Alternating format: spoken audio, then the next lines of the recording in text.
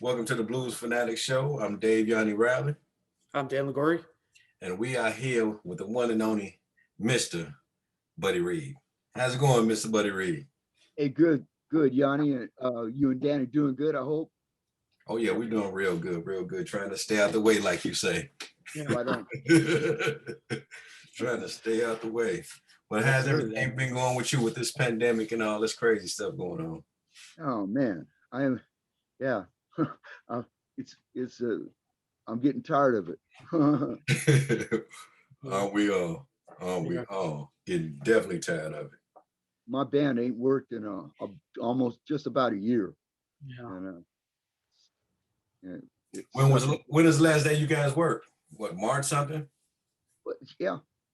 Just when I just got some of the coolest gigs lined up that I hadn't played yet here locally. Some good paying gigs.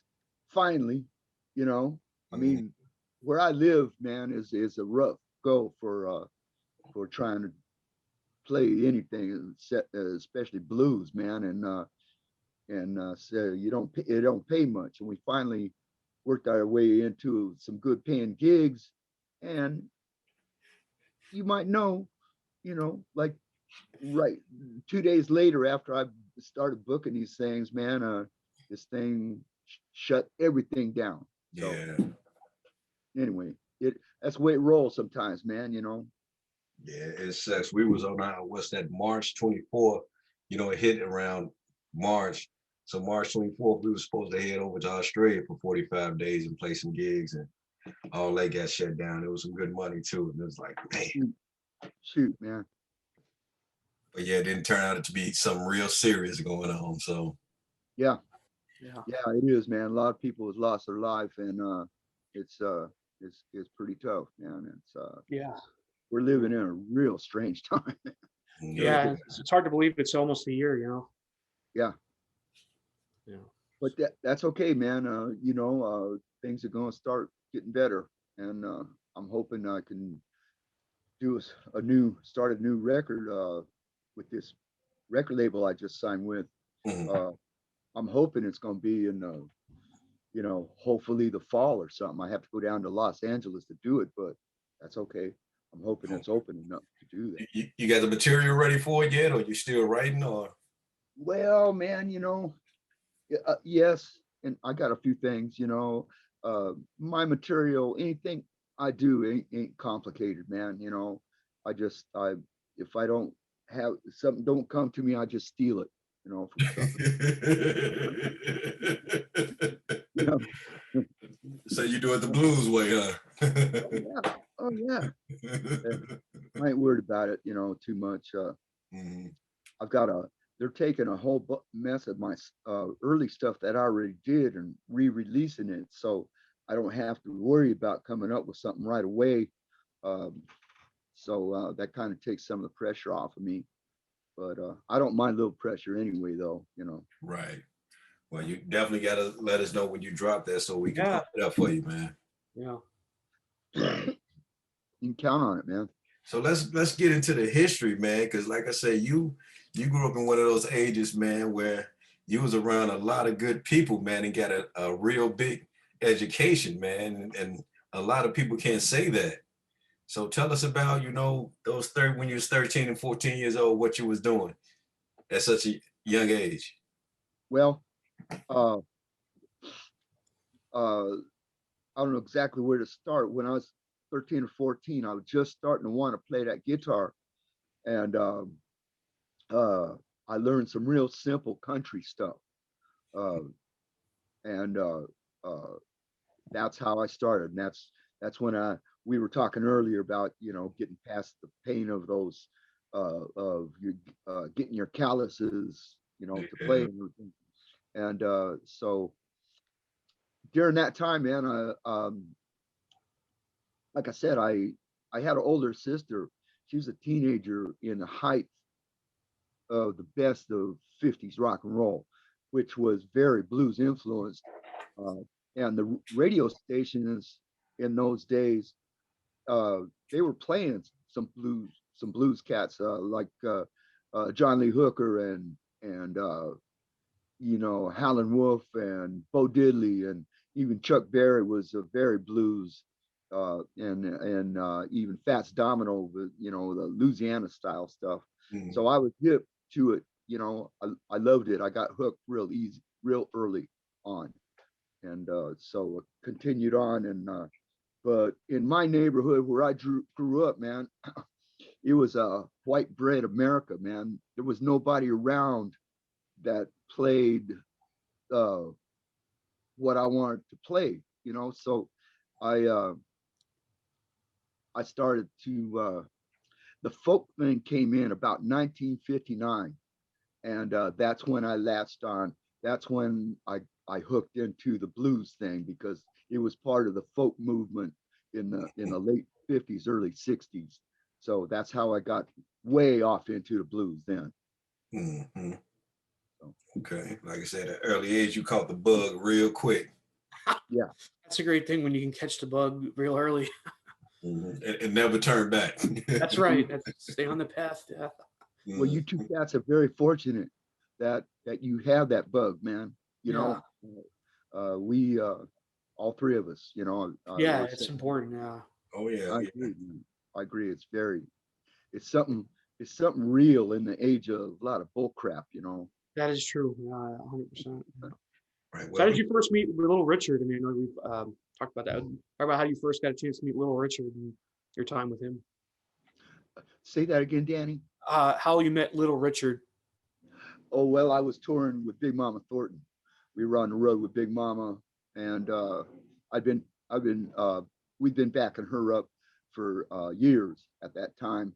Not a lot of years, but a few years. And we were coming out of Los Angeles. A lot of the great blues cats, a lot of them uh, uh, migrated out here to Northern and Southern California.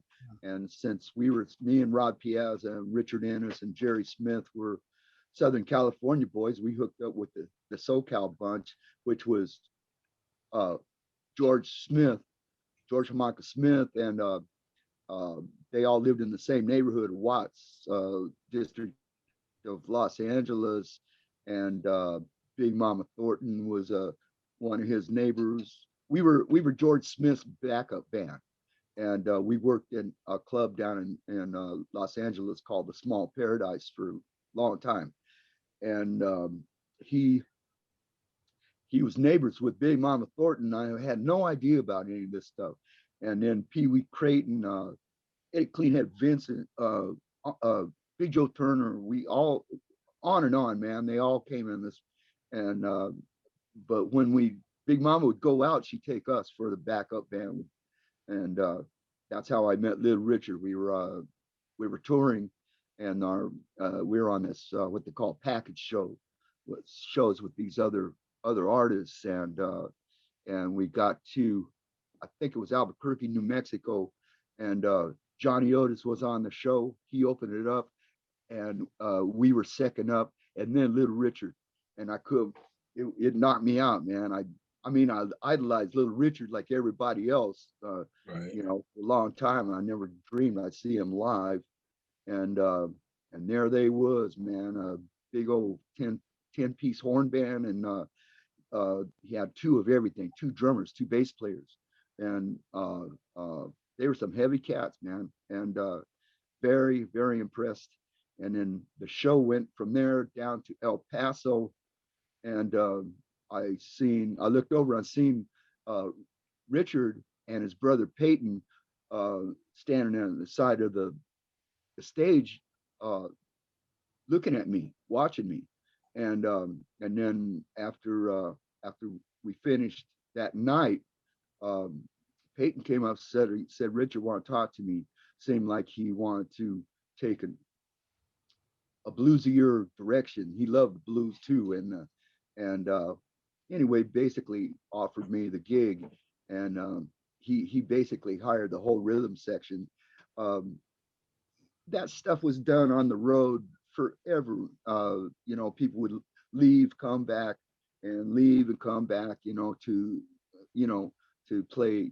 To hook up with whoever.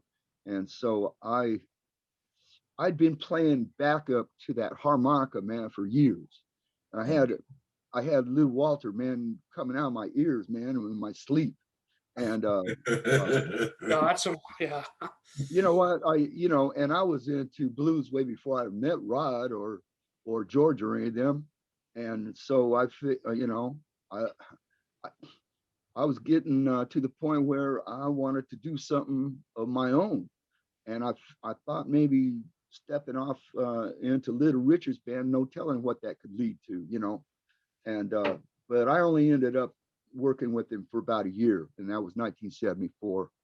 And it was great at first, but then, man, the thing got real jive ass, man. After a while, his material he was coming up with us, oh geez. And so I quit the band, and they called me to go out on the road at the end of the right around the middle of the 70s. And I shined it on. I didn't go. And so that's the last time I ever spoke to any of them. So was that your last time talking to Little Richard? Was that point?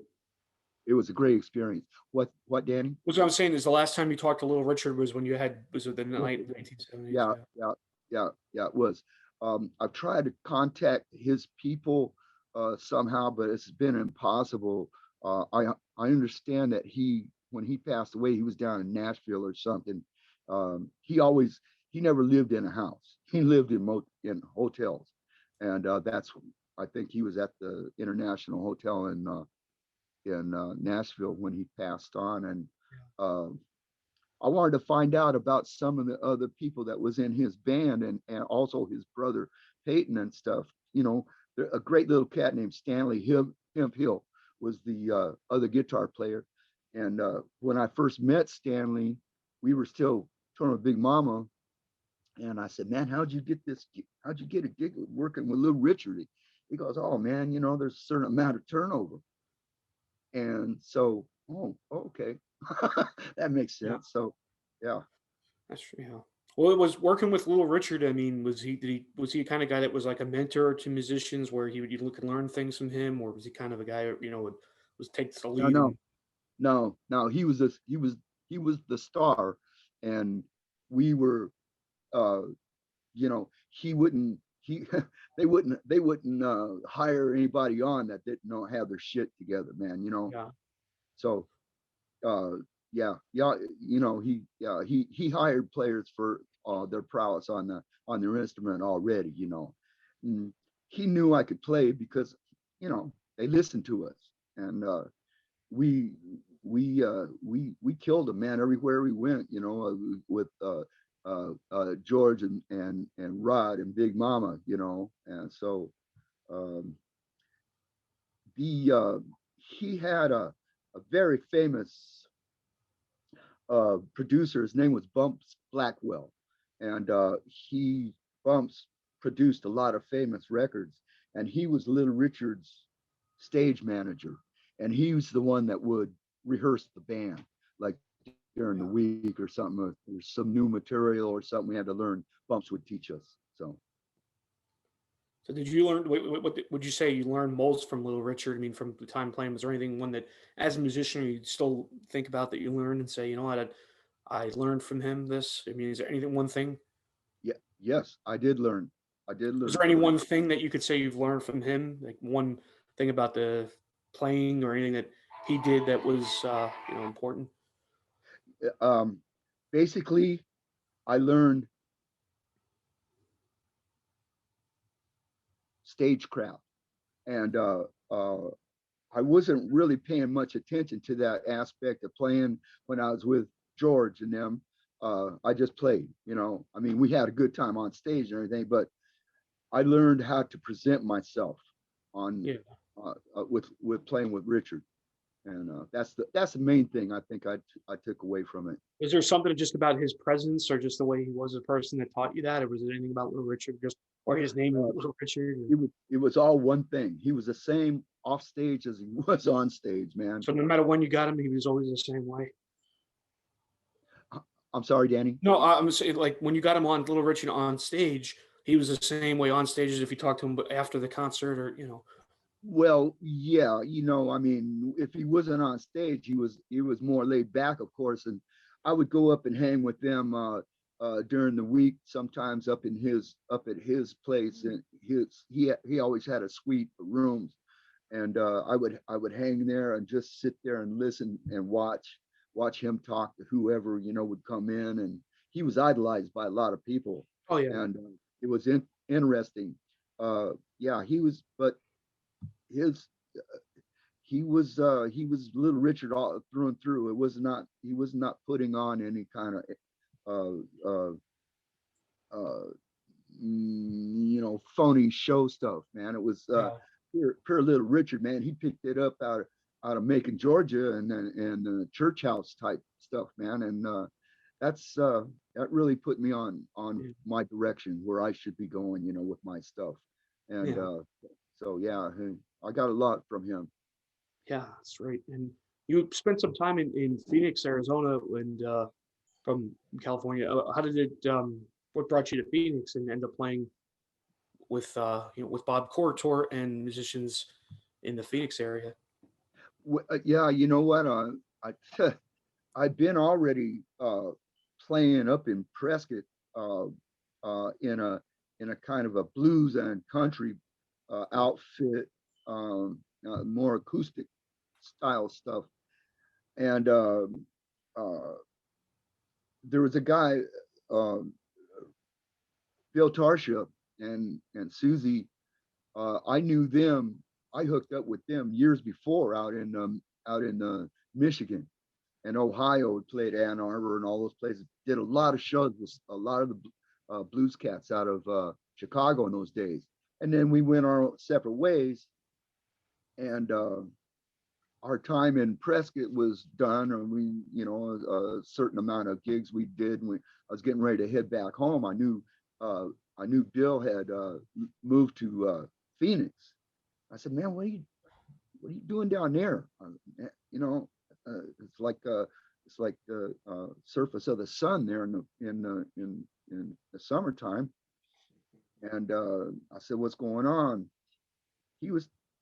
Did you ever hear of a couple guys named Bill? I mean, was it Jimmy and Ted Payton? You know who that is? No, I've never heard the names. Not too familiar. Yeah. Payton brothers. Anyway, Bill was playing with them, and he wasn't too happy. And anyway, he knew my style. He knew what I did, and I go, what's going on down there? Anything? And he goes, no, but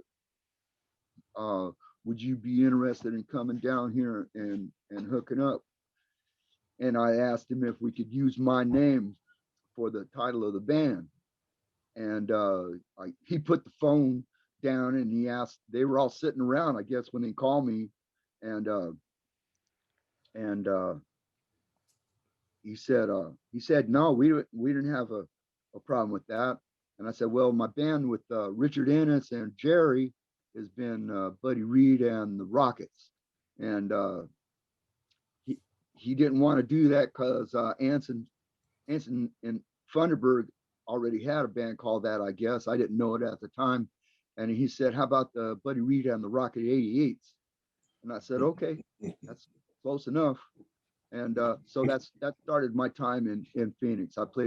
It's the first time I'd made a living ever playing just blues. I was surprised that so many people in Phoenix wasn't from Phoenix, man. Yeah. They were from Chicago, New York, all back east, man. One of the best drummers I ever played with, Roger Rotoli, was from Rochester, New York. Anyway, they're all there in Phoenix, man. And we started playing Warsaw Wallies. We played there 5 nights a week, man. 5 nights. Oh wow. And I made a living.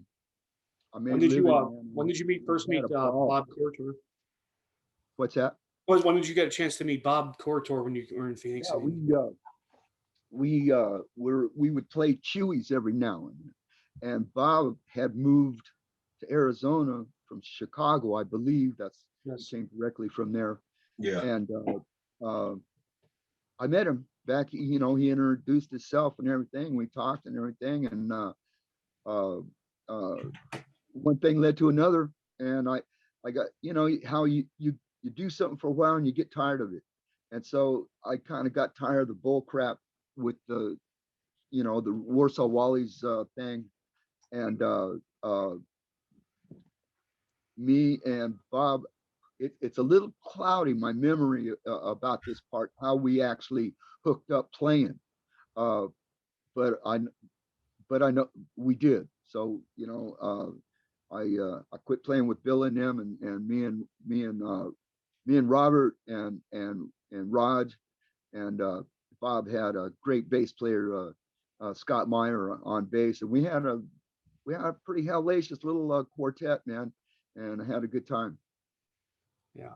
What was it like the blues scene? What was the blues scene like in Phoenix though? In that when you were playing like in the early '90s, was there a lot? Was it pretty popular? Was it people really liked blues at that time in Phoenix in the early '90s?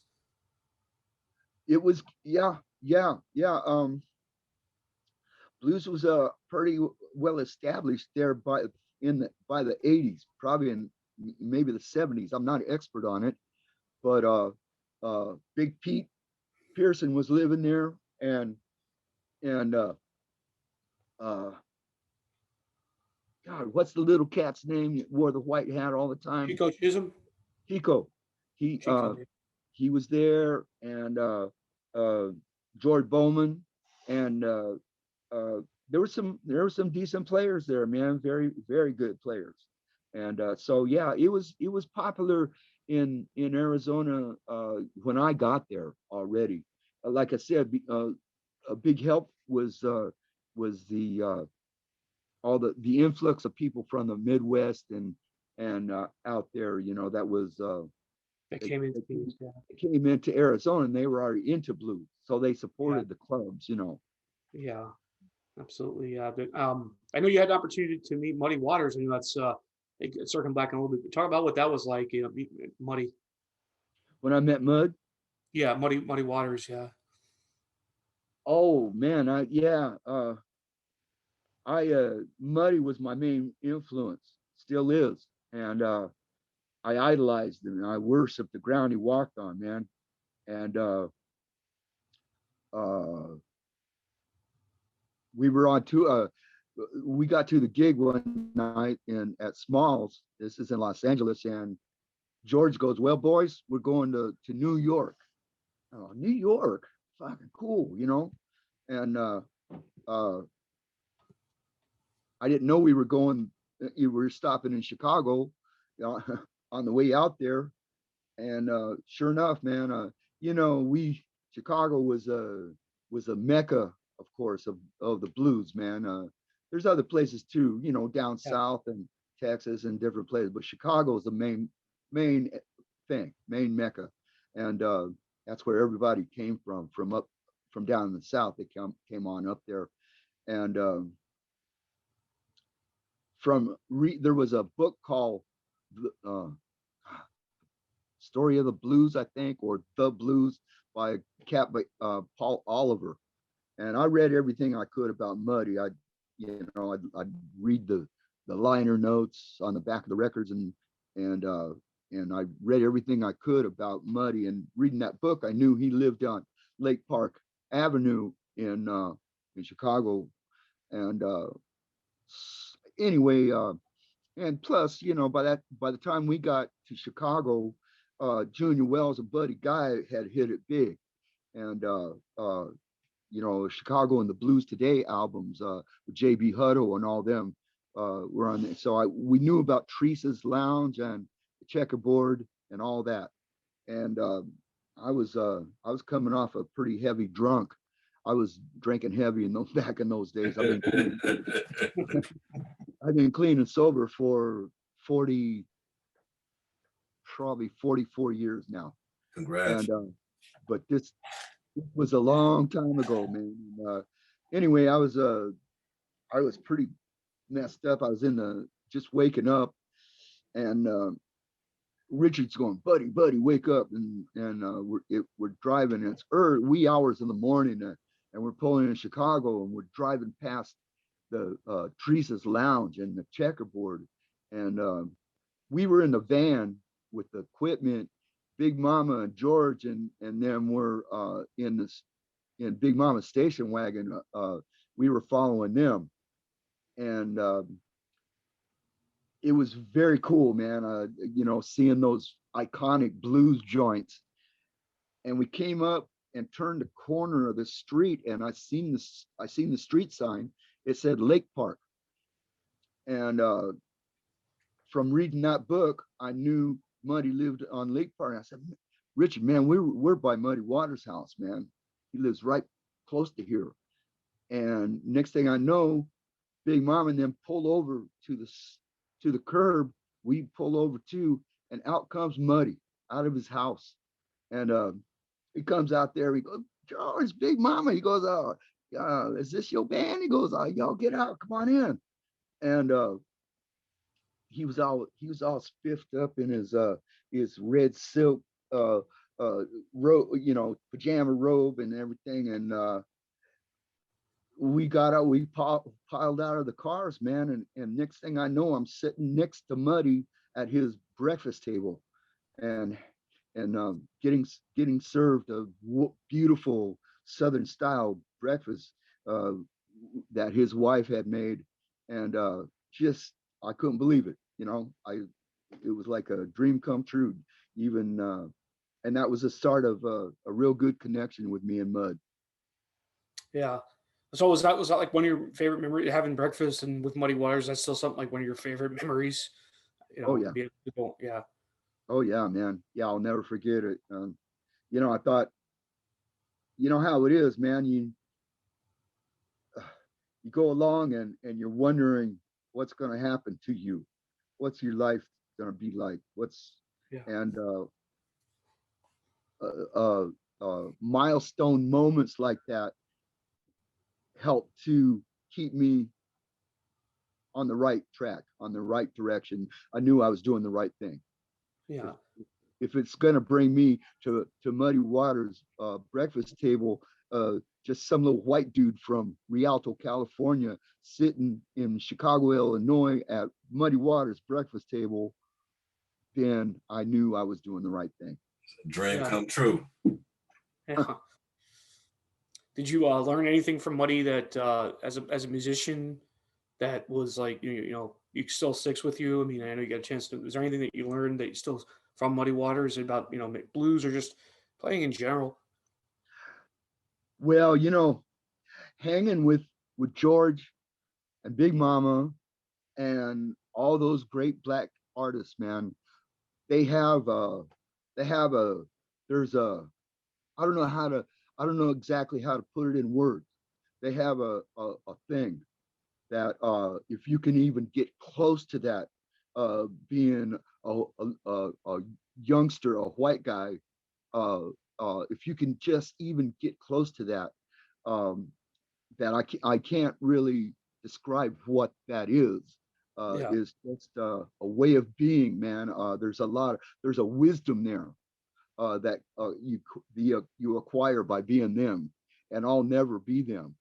But uh, you know, I learned a lot in general from all of them. But how to maybe conduct myself in my personal, the way I conduct myself personally. Um, but Muddy was special. He taught me. I remember coming up, man, before I ever met him, trying to learn off of them records and stuff, and and trying to retune the guitar to what, just trying to get close to his playing. And I couldn't do it. I couldn't get it. It would sound right about halfway through, and then I go to the second change, and something, it just wasn't the same. And so I was able to meet Muddy and become friends with him and have him teach me his open slide tunings. And that's the main thing I learned from him. He taught me his tunings. And I think that was in Toledo, Ohio. And I've got a picture of, as a matter of fact, of him sitting there teaching me. I go, hey, Mud, I was wondering, what what tuning do you use on walking blues? And he goes, well, I don't, I don't just show my tunings to people, you know. And he kind of looked at my wife, kind of winked at her and laughed, and he goes, go get your guitar. So I went and got it, and he taught me those two tunings, man, and I've been using them ever since. You know, but I'm not telling nobody else what they are. No, I'm just kidding, man. You know, I help anybody I can along, you know, if they're for real, you know. But that had to have been a dream come true, man, to learn from one of your idols, man. That had to have been amazing. Yeah. I don't know too many people that he taught certain things to. So That's what must be, yeah, it'd be yeah. special to talk to somebody. Yeah. yeah. It's something that's really kind of clicked in, man, and made my life worthwhile as an artist, to have been able to come in contact with these great artists, man, and already wanting to learn this stuff, and then bam, there they are. And I got Rod Piazza to thank for that quite a bit. Uh, he's the one that went down. He heard he heard that there was a guy in Huntington Beach playing at the place called the Golden Bear. He said it was uh, he was billing himself as Little Walter, and that Walter had been dead for about 4 years, but nobody knew it. Yeah. And it was George Smith, and he went down there and listened to George play. I forgot who was backing him up in those days, but uh, he begged George to teach him, and he did. And George took us all under his wing, and we became his band. And that's how I met Big Mama, and everybody else was through them. And uh, I had a really good education in the blues early on, like in the middle '60s. I met this English cat, British dude. He had a AM radio show late at night. He was the closing DJ on San Bernardino station called KMEN, and this was in the middle height of the what they call the British invasion. And him being a Brit, he was a big star around San Bernardino, and he loved the blues, and he dug what we were doing. He's the one that opened up the whole thing. I knew who Jimmy Reed, Johnny Hooker, Bo Diddley, Howlin' Wolf. I knew who those guys were, but I'd never even heard of Muddy Waters or the whole rest of them. Louisiana Red, hundreds of them. He had a vast collection of stuff from the 20s on up, man. And that's the first time I ever heard Muddy Waters was sitting in his living room in San Bernardino, and he opened that whole world up to me. You know, not just me. He did some other guys too, but you know, I can only speak for myself. So his name was John Ravenscroft. His real name was John Peel, and very well known cat in England. But yeah. So I want to take it back just a little bit. You said you spent some time with Big Mama Thornton. You was a backup band for her. How was your time with her? It was wild, man. You know, we were all hitting it pretty heavy in those days, and she was a force, man. Big Mama, you did not mess with her, and she was awesome. She came up in a hard way, man, but she could sing like an angel. Her voice was like an angelic, man. You know, everybody was raving about Janis Joplin and whatnot, and different ones. And I thought, man, you got to listen to where this stuff came from, man. You think she's good, you know? Wait, you know, you got to hear the real thing, you know. Yeah. And Sweet Little Angel, you should have heard her sing that, man. Sweet Little Angel, Ball and Chain, and all that stuff. And it was awesome experience. She liked me. We got along good, man. But you know, she could hit that. She could hit that 100 proof old granddad pretty hard, and you had to watch out. if she was pretty, she, you know, it kind of depended on how drunk she was that particular night. You know, it's true. And you learn, you learn how to stay out of the way. And don't. Yeah. I was. We were just real. We knew how fortunate we were to be in that spot, and so it was nice seeing it from the sidelines. Even though it was in sidelines, we were her band and stuff, but for me it was still the sidelines. I wasn't one of them. I'm just trying to interpret this stuff with the most conviction that anybody could do it. Yeah. What was the most that you learned from Big Mama Thornton? I mean, and was there anything, that you learned from her, anything that she taught you that was like, I still remember today from Big Mama Thornton? Well, not a lot, Danny. Uh, uh, it was the same with her as it was with the rest of them, with George, and you learn from all of them, man. Just the way to be, just the way they were, man. That's what I picked up from her, and uh, complete complete confidence and self-confidence in herself as an artist. Didn't think twice about it. Yeah. Whereas, some young white cat coming up trying to learn how to play three chords, it's different. And Yeah. and with her is a done deal. She didn't have to try to do anything. She was, she was what she was, and is a whole different thing, man. Yeah. It's kind of hard to explain a little bit when I start trying to talk about it, but Did you get a chance to keep in touch with her most of her whole career? Or, uh,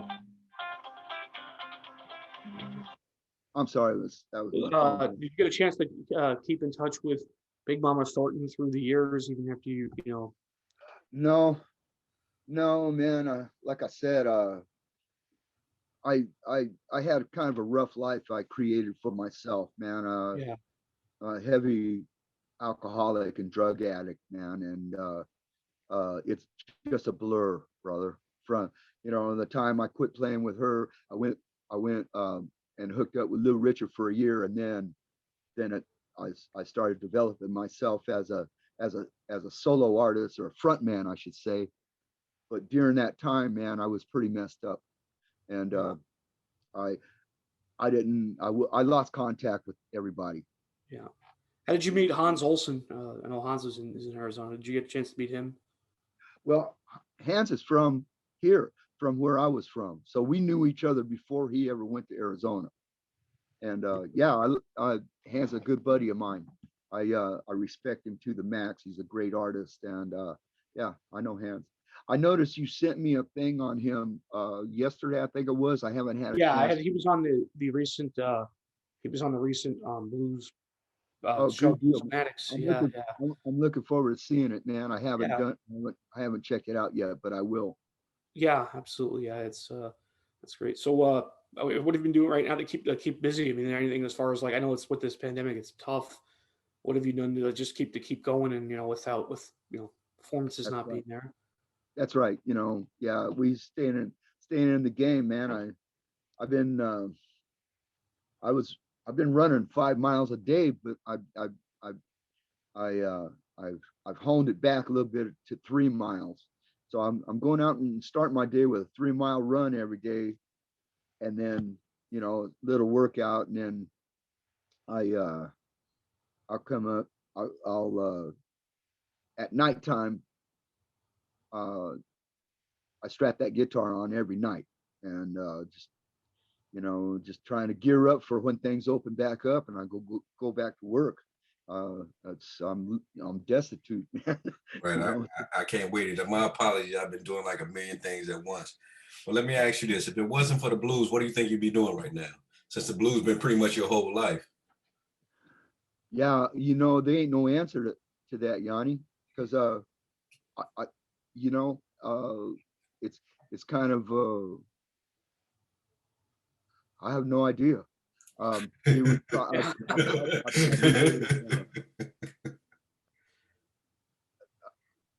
I don't know. You know, I guess I would have ended up like all my peers during that time.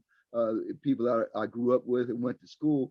I would have probably had a good paying job and did an 8-hour shift 5 days a week. And but man, I knew it was too much into getting up before daylight and shit. You know. Yeah. But that's probably what I would end up doing, you know, just working some cool, decent day job that my dad would probably could have got me on and stuff. But that wasn't meant to be, man. When I was a little kid, man, everybody in the 50s and 60s when I come up, everybody smoked. Right. And my mother, she chain smoker. Since she was 8 years old in Oklahoma, and she was something, man. She would beg me, buddy, don't ever start, don't start doing it. You won't be able to sing. And I'm going, sing? What do I want to sing for? You know? And I mean, I was little when this was going on, and I never did. I've never smoked. And I I I think that that was a real huge thing that I didn't even realize at the time. But uh, I've been able to keep my health pretty good because of it, and I'm grateful. I'm grateful for That's great. Yeah. that wisdom that she passed on to me. You know, and so I guess the point is I was trying to make is I was meant to do this from an early age. You know, and you know, I've had a few comments growing up from different ones in my family that kind of just looking back on it, just locked it in for me that I was already on my path, you know. Yeah. And Yeah, How are you your so, how are your band members doing? How's everybody in the band doing? Bring well, rip it up.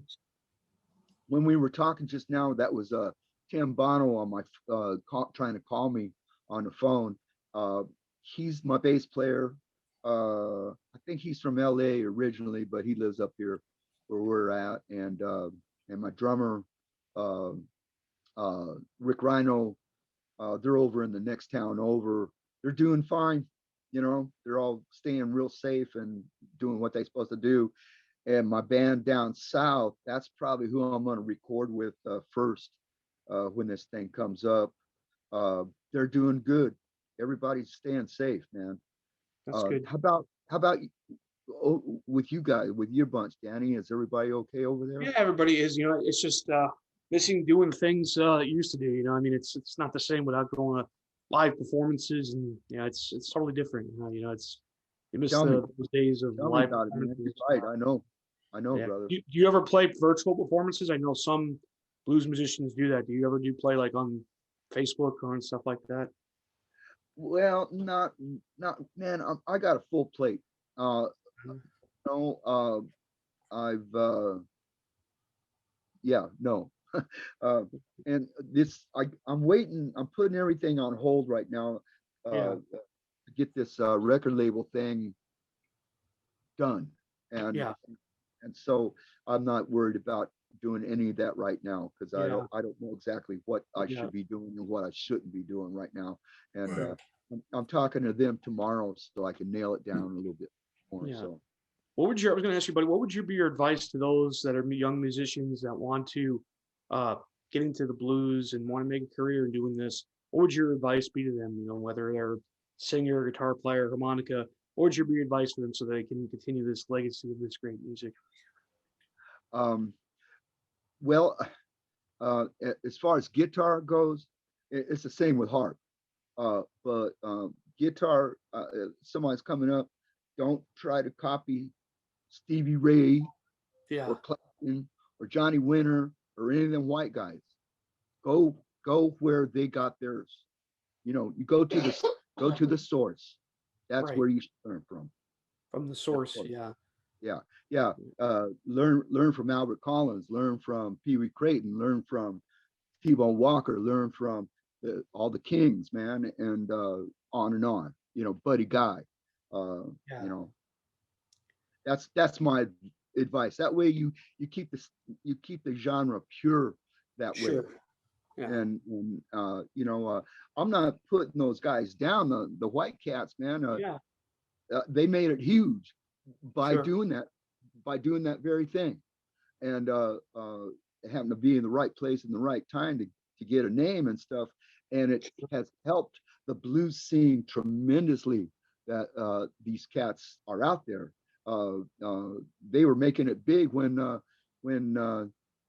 nobody even knew who Jimmy Rogers was, man, or Yeah. Luther Tucker or any of them, and so that's my advice, man. You Sure. know, get your style from the Black Cats, because that's the real deal right there. What would you say is like I mean, I just for me for the blues is what the blues to me is like no other. Just it's like once it gets onto you, it attaches you, and it's just the realness. What about to the blues to you? Like, it stands out from maybe some the other genres of music. To me, like it's just music that stands with you, and it's just a part of who you are and the culture of blues and everything. What is it for you that hooks onto you or it makes it more special the blues?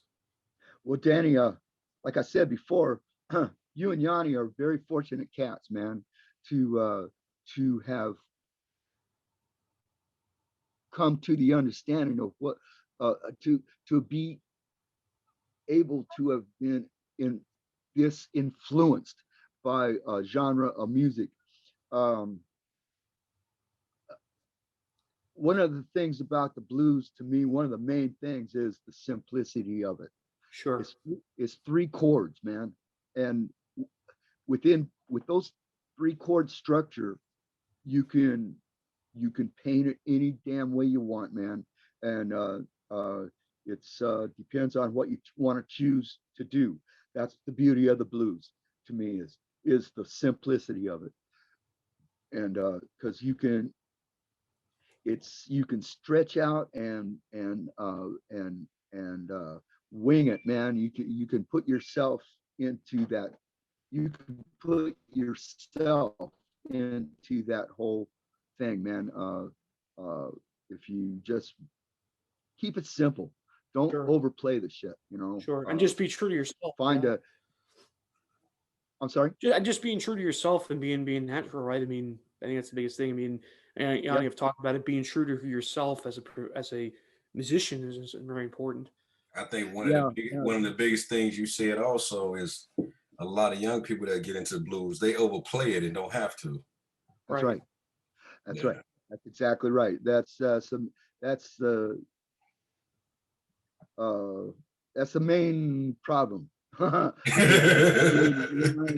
when I I also, yeah, yeah. when I I started also, doing it's perseverance too. I mean, if you're really true to the blues, and me and Yanni have talked about this on the show with other musicians. It's you have a passion for the blues. It's not necessarily fame and a fortune, or or maybe the money, but just no, being passionate to the blues and what you really enjoy. And I think that's musicians that are really true to this music are going to follow that route. And if and not look at it, the maybe the fame and fortune or the glory of maybe these some other genres can offer, but the passion for the blues and what it stands for. that's correct, Danny. And unfortunately, not a lot of people are hip to that, man. They use it for look at me kind of shit. And Yeah, Yeah. lose the perspective of it. Yeah, yeah, and when I when we started into this, it was like mid to late '60s. We were just a handful of white guys doing this music, yeah, and and along the lines, man. Well, one thing, I mean, Paul Butterfield and them, they really they really brought uh, the Chicago style of playing, white guys playing a black form of music. yeah, Um, the English guys that did it, the Stones and them, yeah. it was different. You know, they That's were why I it say was a whole, it definitely is different. you can see there's an influence, but it's done. It's not the same as original as of the roots of blues. That's why I look at it as. No, it ain't. And it's what you choose. Sure. You could do it whatever you want with it, Right. but me and you and our peers, Bob, and all of the ones that we know, you and Yanni and us, man, we happen to choose the pure, the pure form of it. And to me, if you play it with conviction, you're doing the same thing as any other good artist, any other medium, man, a watercolor, sculpting, whatever kind of art you choose to do. If you do it with conviction and keep it pure, and Sure. when you do that, you got to keep it simple, because that's where the power comes in. Yeah. You phrase those phrasing, man, with it's like man, it's like a religious experience. It's what it is. It's a spiritual thing, and a lot of people don't get that. I gotta ask you a question, man, and I want to see what your take on it, because I know you'll give it to us straight and raw and uncut. What do you think about they calling this rockabilly and labeling it blues? It's a tough one, because Yeah. that's a fine line. Uh, uh, you're not going to hear no slow rockabilly shit. It's all fast. It's all up tempo. And there's some blues cats that play some very up tempo stuff. Yeah. And some of the rockabilly bands are great, man. They got Oh yeah, not knocking the music is good. It's just not blues. It's different. Yeah, we've talked about this with other musicians. I mean, there's musicians. I mean, it's good music, but it needs to be classified. It's a different genre. I mean, rockabilly. I agree. I agree. Rockabilly ain't blues, man. But that don't mean that a band can't play both kinds of music. I mean, you could play some up tempo rockabilly type stuff, man, Jerry Lee Lewis or whatever it is. And then if you're the real deal, if you're a real blues band, then you can go into something that's real, something that's blue. You get in that alley. Yeah. Yeah. I mean, down there in the alley, man, with the busted glass. Yes, sir. But yeah, I was going to ask you, buddy, do you think that there are a lot of bands there want to get live performances, and I've seen this they're at blues festivals, but the music is more, you listen to it, it sounds more rock. But you think that, I mean, they should be taking that time to either putting it to blues or taking that and trying to perform rock? And I know, everybody, they're wanting to make a living at a festival, but sometimes you go to a festival and you hear, it's like, this is rock. I mean, I'm not saying it's bad, but it's not blues. I mean, right. How do you feel? What is the right way to go about that? I mean, I know these musicians are trying to find where their niche is, but to me, rock, if it's rock, go into rock, go to rock their audiences, I agree with you, Danny. It pisses me off, to tell you the truth. It does a little bit, because it ain't blues. Just like it's not. Said, I mean, and like I've said to people, it's no offense to rock and roll, but it's a different music. It's a different. It needs to be in a different place. You're right. Blues should be played with conviction. You can't play some bull crap, fancy ass, with a bunch of different chord changes and stuff in it, and call it blues, man. It's not gonna work. Yeah. But they do it. I understand from the venues' perspectives. I mean, they want to get a full, set of bands to play. But I look at it as if it's a blues festival, blues concert. The bands that should be playing are the ones true. And I understand maybe the venues, they see some of these bands that it has a blues feeling. But to me, as a purist, I feel like a band that has a blues feeling versus a true blues is different. I mean, there are rock bands that have some blues feeling. And you could hear it. It's not that it's bad, but it's having a blues feeling and truly playing blues is a difference. I mean, being influenced by it and playing it is another thing, you know. Well, you're right. You're right. I agree with you, of course. Yeah. And like I said, it's kind of pisses me off It because does, yeah. the general public, maybe they don't know. That's what they come away thinking that's blues. Right. You And then know? what they're listening to, it's not anywhere, it's, you know, it's something else. And Right. I Right. think that the biggest I thing don't want too to. is, There's you some know, there's some cats out there that's making it pretty big, and I'm not going to name names, but man, they're to me they're not blues. I mean, right, they can play blues song, but they don't play it bluesy. You know what I'm right. saying? I mean, You know, like I said, man, you gotta kind of you gotta stay pure in that yeah. form, Oh yeah. or else it's Yeah. not the same. And I understand that And they might get some of the pressure from their listeners that want to hear that certain sound, but if that's the case, you got to go find that right, audience. If you want that audience, go find that audience. It has its own, you know. yeah, you're right. You're right, Danny. I agree with you on that, man. Uh, there's a there's some couple of characters up here some years back. They started putting on what they call Blues by the Bay. They wouldn't hire my band. They wouldn't hire me. As soon as I heard about it, I went in there and gave the guy my promo. You know, there I am with backing up Bo Diddley and Yeah. Muddy and you know all my background and stuff. And they just shined me on. They wouldn't put our band on. And I was just that's fine with me. What was And the reasoning? Was it they were looking for a different sound, or is it because they didn't know dick about blues, man. they don't know the true the pure blues. They're Right. learning the And they blues can't of like the influences and you know the very small pieces of it. And that was totally disrespectful. How can they not? You know what I'm I mean, saying? yeah, that's what I would say. I mean, your blues, you don't hear the original purest of it. I mean, they're not seeing the big picture of it. And you got a legend they in don't know.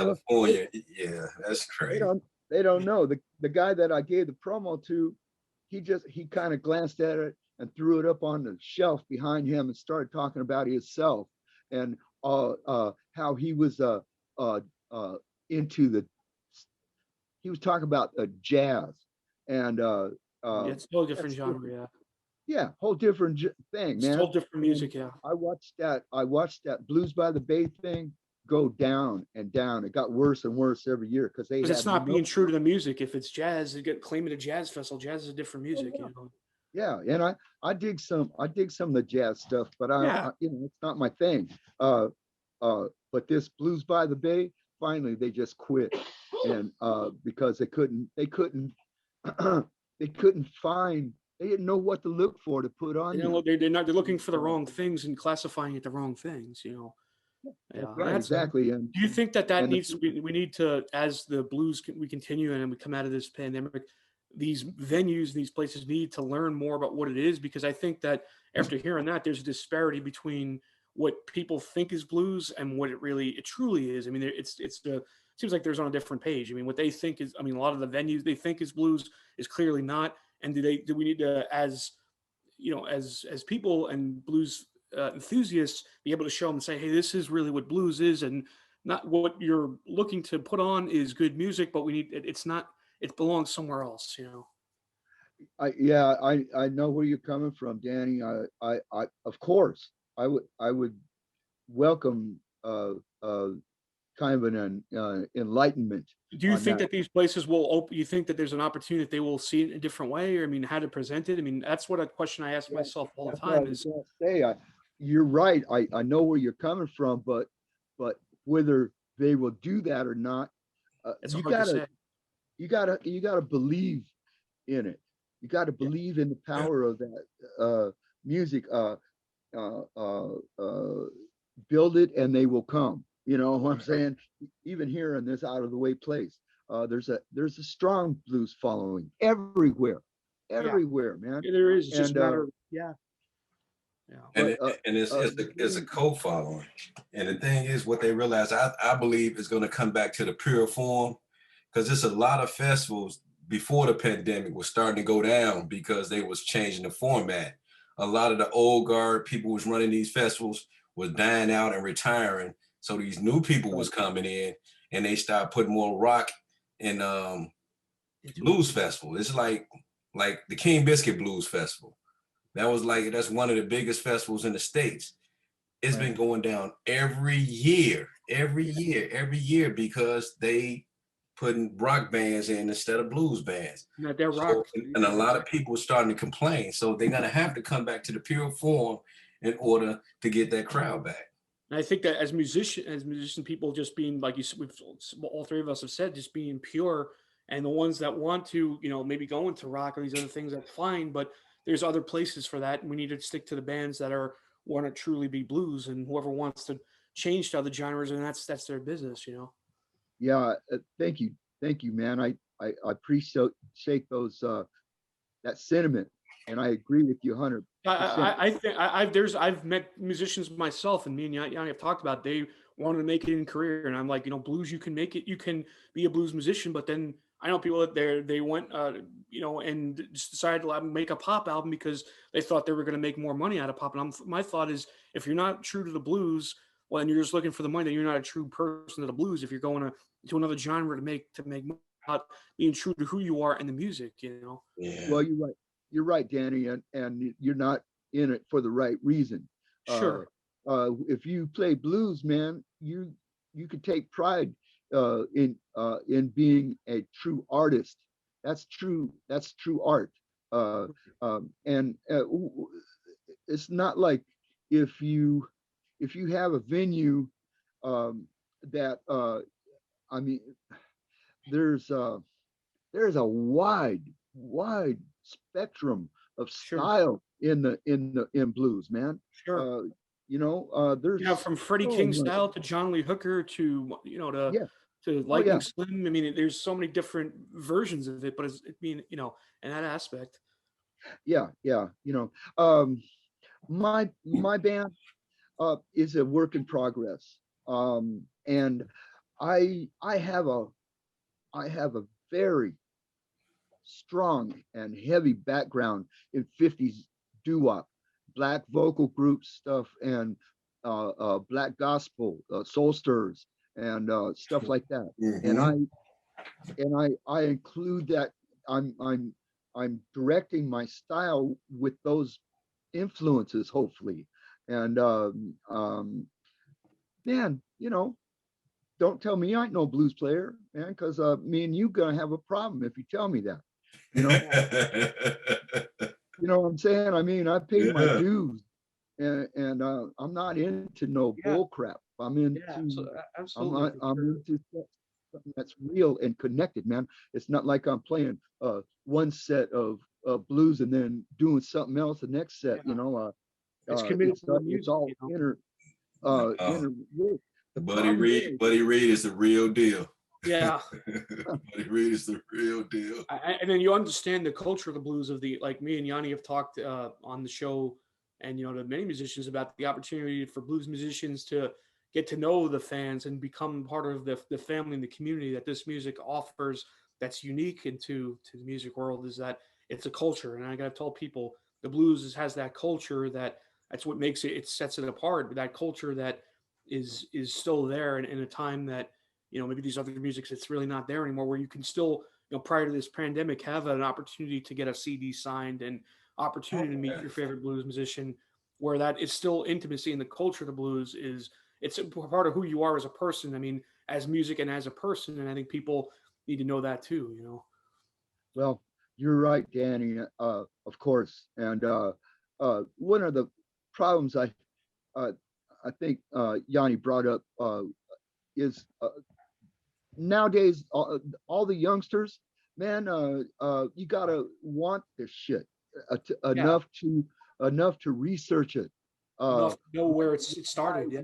One artist will turn you on to another artist because they're influenced by each other, man. Right. And there's so much that you can derive from this style to keep it interesting. You don't have to, like me and Yanni have said it, the blues is where it all started. Without the blues, none of these other genres wouldn't be around. It started where we started, from the foundation of the blues. Yeah, and the thing is, you don't want to sound like everybody else. That's Sure. the problem right now. There's when I got into this, there was a handful of us white guys doing it, and now there's a billion, a fucking billion of them. Oh Man. yeah. I mean, it takes 2 years how to learn how to play a guitar or a harmonica or anything else. It takes 2 years, and I'm telling you what, anybody that's got the money, walk into a music store and buy a guitar. You can learn the thing in 2 years, man. And there's it's so glutted, man, Right. and they all sound the same. They all play the same Stratocaster style swing. It's swing shit, swing, swing, swing, swing, swing, Yeah. and more swing. You know, and I ain't got nothing against swing Yeah. style, but you don't want. I don't want to sound like what's his name. I want to find my own style. Sure. The main wisdom that I came away with from the old cats, Muddy and a bunch of other ones, was they said, don't copy me. Don't, find your own thing in it. Of course, you got to copy them.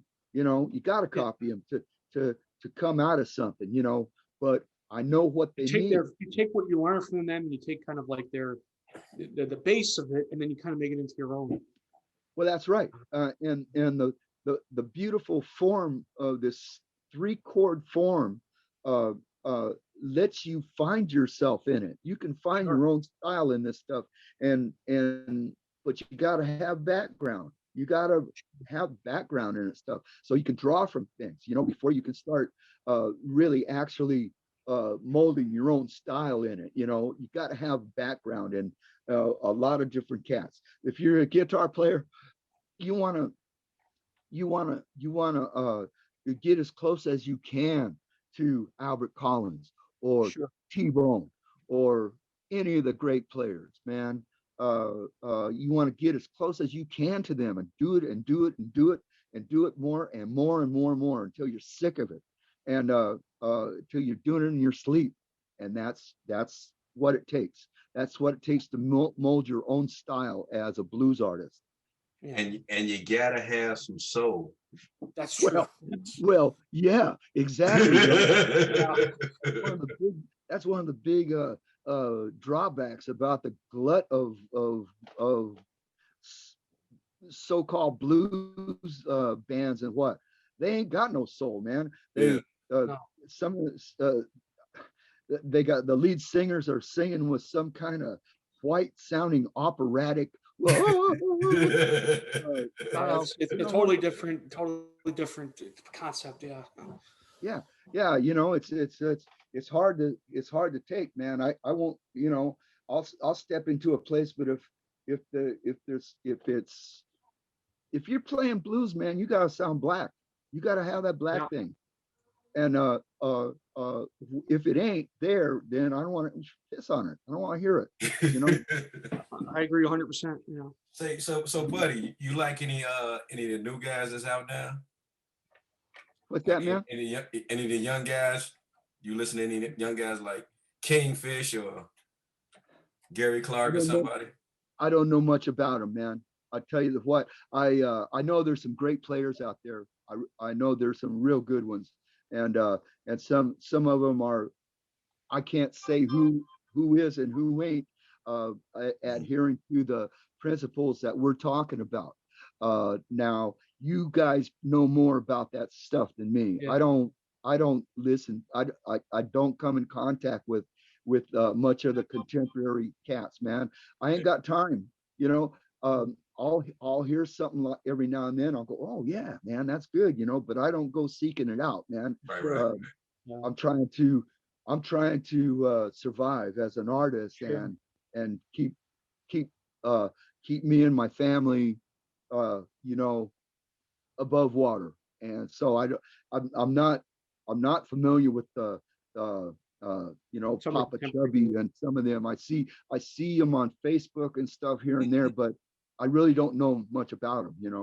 Yeah. It's not a lot of them. There's only a few. So you're not missing out on nothing. I, well, that's kind of good in a way. You know? Yeah. I think, you know, I really do. I think it's, yeah, that says it all, really. If you know, what you just said, Yanni, that there ain't a lot of them.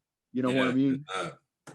And if they play it soulfully with that soul thing happening, man, I'm all for them. I'm in their corner all the Right. way. Definitely, me I too. mean, with the soul, that's important, you know. And I think when it's just because it's it's soulful when you listen to blues that you're like, I think anytime you hear something it's in a different direction, maybe a different or it sounds different, you can tell the difference because you know what's the soul and what is in a different direction, you know. You're right. And it's funny. It's hard to put your finger on the difference, what that is, and all.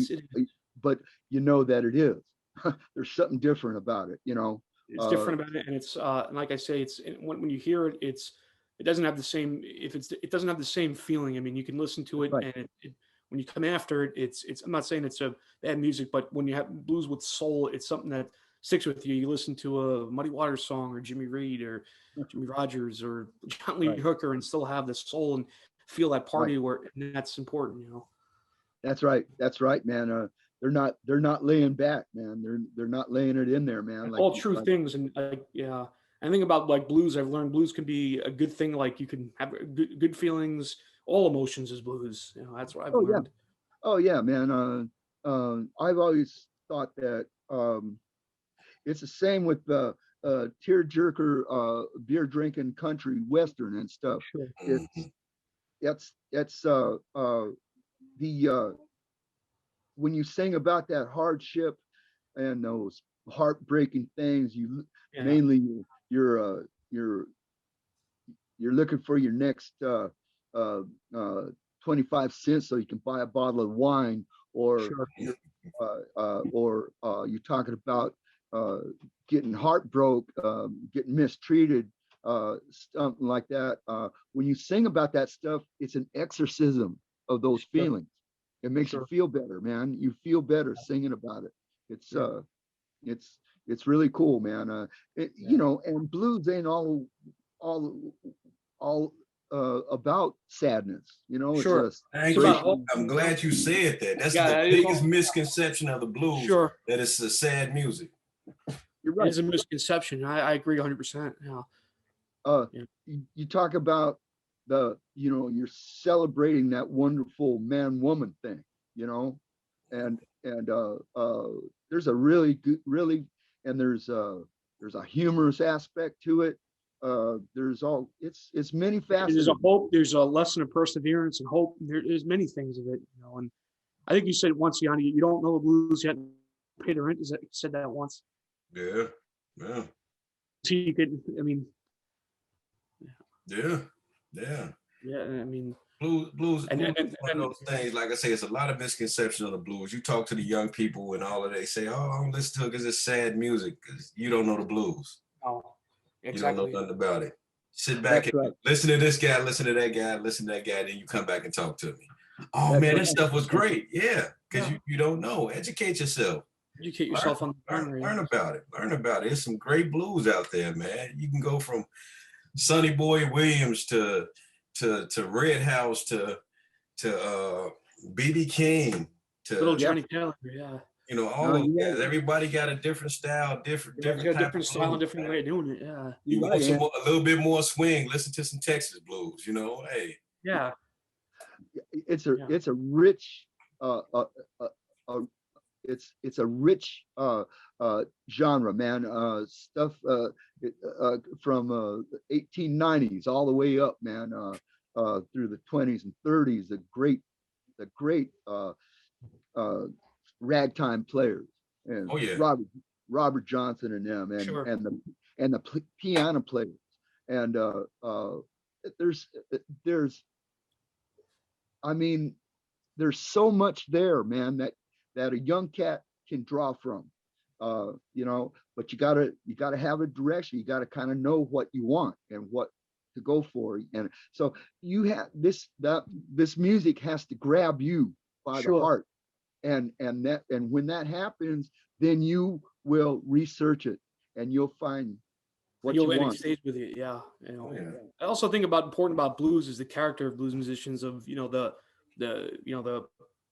person, like I said, the perseverance and the fact of that, the passion for doing it, and it's not about necessarily fortune, fame, and all the other things that some of these rock stars have. It's about being true to the music and the fans and keeping the legacy going, and for Yeah, the human element of the music, and that's to me important. It's not about the glitz and glamour necessarily. You don't need to have all the glitz and glamour of a rock concert. You do blues. You don't need that. You can have it doesn't need to be that, and you could still still make it special.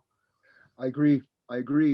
You've got to uh, when you're in the blues, man, then you're into an art form, Sure. and that's makes it all worthwhile. Knowing that you are in a pure art form, uh, and uh, and the simplicity of it, again, all that works, together to make it a real special thing, man. And not everybody gets that. In fact, Sure. not many people get it. And I've come to that exceptions that there's going to be people, a lot of us are going to get it, and there's some that aren't, but the ones that are true to it, the ones that are, to it and understand really what it is. And I think, I just think look at like, music. I think I look at music, and you look at musical, they look at it, and musicians is that, the materialism, and then they see another genres and like, well, that's okay for those genres, but blues has its own specialness. And like I tell people, yeah, those are genres that may be the case, but that's not blues. I mean, blues, you got blue, or your uniqueness. I mean, so if you're unique to the blues, you're with that path. If not, then you got to take, then maybe those paths are for you. man, uh, people like me really are thankful for cats like you and Yanni, man, Sure. that understand uh, what this is. I mean, it's been a life of poverty and struggle for me, Sure. and Oh, yeah, definitely. one that I would do over in a blink of an eye. I wouldn't even think it twice about it. I'd go right back to the start of it and do it all again, man. Sure. And when it's when you've got something like that, then you're fortunate. You're real fortunate. And you two cats got that, man. Oh, And Yeah. yeah. Oh, yeah. so do I. And so it's like that's pretty cool. It's definitely pretty cool because, like I said, I was born into the blues for the most part. It blues took me all over the world several times, and I appreciate it, and I love it dearly, man. And it's an art form, like you said, that it's it's underrated, but it'll never die. It's gonna always be That's there. it's always going to be there. Yeah. I mean, and Yeah. and like you said, mentioned about being underrated. I think that the people that really know the music, it's like we know get it, know what the music is, and we don't have to. It's not about proving to the necessarily the other genres. It's I mean, being proved to ourselves. I'm on record. I'm on record saying, and I will say this to the day I die, that that before blues there was nothing. It Yeah. wasn't. So every bottom music, bottom line. yeah, You're we right. was, That's an interesting point, Yanni. You're exactly right about that, man. Yeah, it started with the Big Bang, Right. Right. you know. Before blues, there was absolutely nothing. All you had was classical and some spiritual music. Other than that, man, blues made the world go round. Yeah, yeah. I I agree wish with more. I you, wish more man. musicians that went into rock and all this other stuff would pay more tribute to the blues and say we got to where we are because of the blues. But unfortunately, that's not the case so much. Yeah, yeah. I get you're right, man. I Well, guess when they become that famous and that level, they forget where they came from. That they started with hearing the blues. That's what made them get to the foundation to where they are. right, yeah, it's confusing to me a little bit about all that because how can you s- jump up, stop? How can you step off of that? Uh, how can Yeah. you be a blues purist and then all of a sudden you're not because you went into a studio and cut a bunch of stuff that wasn't bluesy so you could get airplay or It just something. it changes it, yeah, and then it becomes you're following what the trend is, and yeah, yeah. Yeah. I, you know, I don't see how that can happen. I really don't get it. I guess this is just from we look at like the Rolling, like you said, the Rolling Stones, they were a blues band, and that's where their root came from, Muddy Waters and hearing the blues, and that's where they All of them started off as all, blues yeah, bands. yeah, they all were, and in their foundation, you would listen. I tell people, you listen to their early stuff, and they were blues, back in Yeah, the very beginning of these bands. yeah, yeah. I when I was a kid, the Beatles came out, and Yeah, I thought, well, what the hell is this? The Beatles. oh, yeah, And and and I didn't really, I thought, well, it's a little different than surf shit, or yeah, what stuff we were listening to, Beach Boys and whatnot. Mm. But then the Stones hit, and I yeah, thought, oh, okay, that's the shit right there.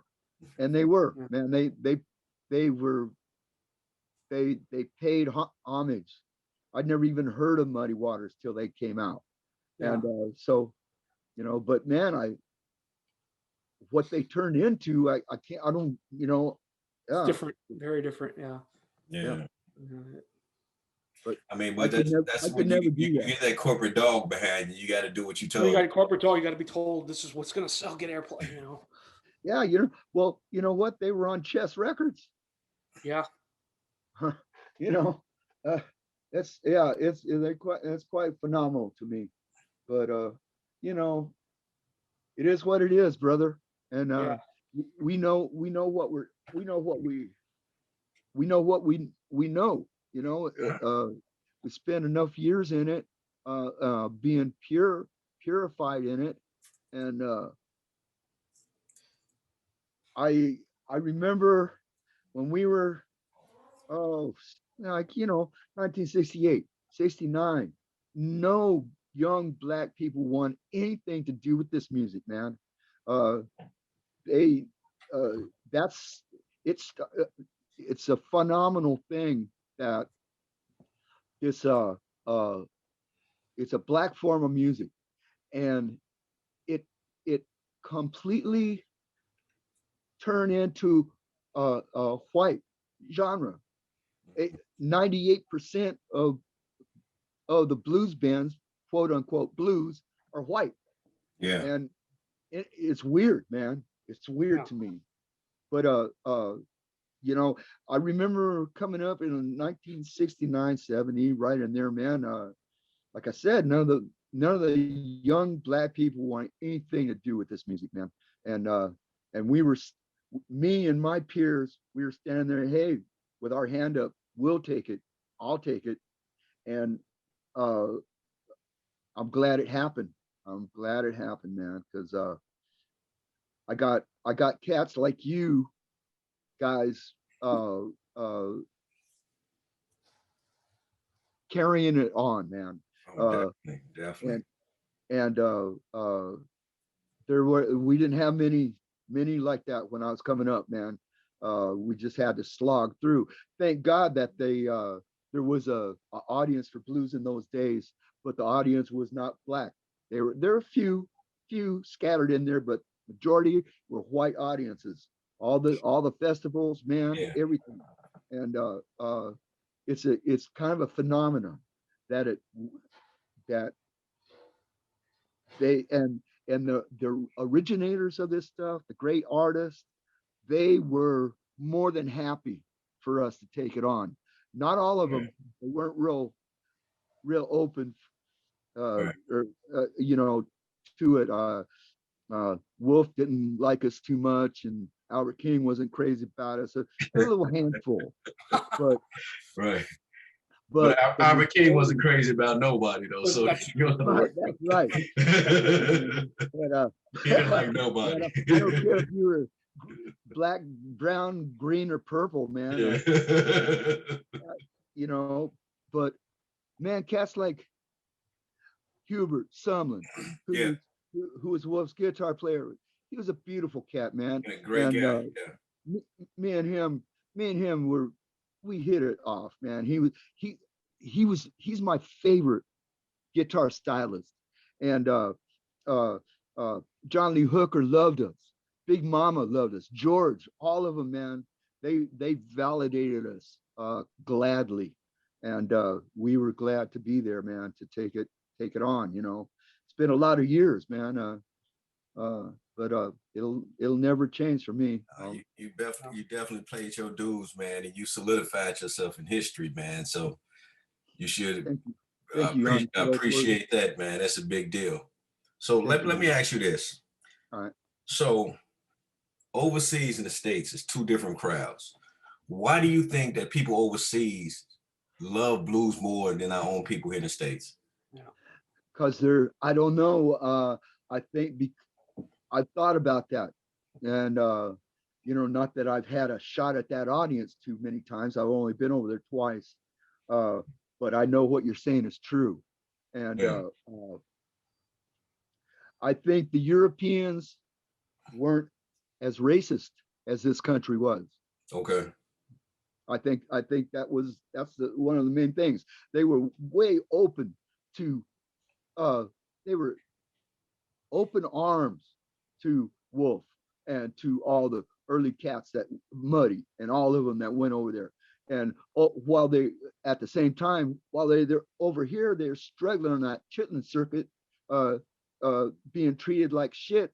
I mean, idolized by the right people, but in general, no, right. It was a lot tougher for them over here than Europe.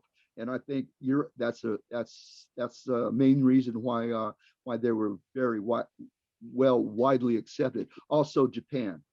Yeah. Same thing. Yeah, they love blues over there, man. And it's like you go over there, it's a whole totally different world, man. And like I know, man. I'm hoping this record deal is going to open it up for me so I can get my ass back over there again and get in front of some of them Europeans. Last time I was over there, you know, I was in Scandinavia and some of those places, and I got deathly ill. I got real sick and ended up in the hospital in Denmark. So it wasn't a fun trip, and so I've been wanting another shot at that audience for a long time. Well, you definitely got to get back over there. Another good blues crowd is Australia, man. They love the blues over there, man. Is that right? It's remarkable, man. They love it over there. They got a whole community, and they serious. They traditionists, and they serious about their blues over there, man. Well, that's cool, man. I didn't really know that. I've wondered about that them. You know, that's good to know. It's the real. It's just like you said, Japan. You go to Japan, you see some Stevie, you see some Muddy guys, you see all type of stuff, but they serious about it and they traditionalists. The same thing with Australia, man. They the real deal. They love it. That's cool. That's cool. I'm glad to know that, man. I got a grandkid. She's 23 or 4, and he is, I mean, he's a little transgender kid, and I I raised him from the time he was 6 years old. So all of a sudden, I had to start calling him he instead of she, and he's adorable, man. He's just a smart little dude, man, and his little girlfriend lives in Australia, and so I'm going to keep that in mind, and hopefully, I'm hoping this record label is going to fix me up with some kind of management that's got connections to do that for us, And I can put you in tune with a few people over there. Okay. All right. I put you in tune with a few people over there, man, because like I say, they the real deal. And like I say, only person they need to go over there is you. You take your guitar and go and pick up a band and do your thing. But yeah, it'll be something amazing for you. And yeah, they'll love you. Plus, like I said, you have history. Yeah. You have history, and that's what they love. They love the history, man. And yeah, you'll do great over there. Thank you, man. I appreciate those words, man. Let's exchange info. I'd like your mailing address too, and I'll send you a couple things. Okay, great. We'll do. No problem. Well, we ain't All gonna right. take up too much of your time. Thank you Hey, for coming to the Blues Fanatics show. I'm Dave Yanni Riley. I'm Dan Ligori. let me tell you something, man. It was What's a up? pleasure. It was a pleasure meeting you, Johnny. This will be the start of a long friendship, man. Just like Definitely. me and Danny. And you guys are. I've got my best thoughts and wishes always, man. Please stay safe, and can't wait to get together. You know, Oh yeah, as soon as we it opens will up, soon. man. I'm gonna go ahead. Well, you know what? We hoping Bob is trying to do, his 30th year in September, Uh-huh. depending on what's going on this summer with the pandemic of the Rhythm Room. So he's gonna have a big thing there. So we're all gonna go down there and jam and all of that good stuff. So it's gonna be a good thing. So hopefully that works out. If not, what can you We'll do? make it happen. We'll make it happen one way or another, man. Definitely. Oh, before we go, you got a new project. You say you're working on a new project, right? Uh, uh, yes, I haven't. We haven't started working on it yet, but Mm-hmm. uh, I'm going to talk to him tomorrow. We're getting closer and closer to getting kind of a target thing going on. Okay. You got any type of concept on what direction you're gonna go in with it? Well, same old shit, man. Stuff that I do. Say the blues, baby. Yeah, man. Well, I've got some solid a few handful of solid things, and then I'll just make up stuff. Once we get down there, we'll probably rehearse a little bit and come up with some stuff. But one cool thing about this label is that they're getting ready to release a bunch of my old stuff, stuff that I already did. That just kind of went by the wayside. So they're re-releasing some of that, and then I out of the blue I got a whole new CD. It's all old stuff from 1986. It's all live. They And remastered and all of that stuff. huh? Did they remaster it and all of that stuff? A friend of mine is doing it. He's doing it off of well, there's two different ones. They were already on vinyl, and so I had this guy up here take that and put it on to a disc.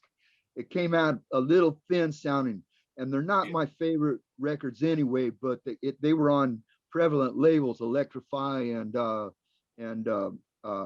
Red Lightning, and Mm-hmm.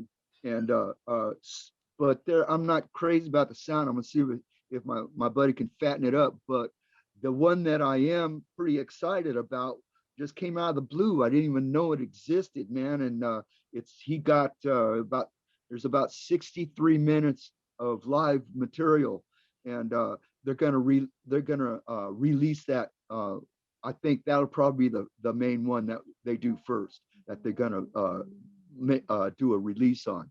Okay, well, we definitely got to stay in contact because when they do that, we want to put all the links and stuff like that so they know where to buy it from it.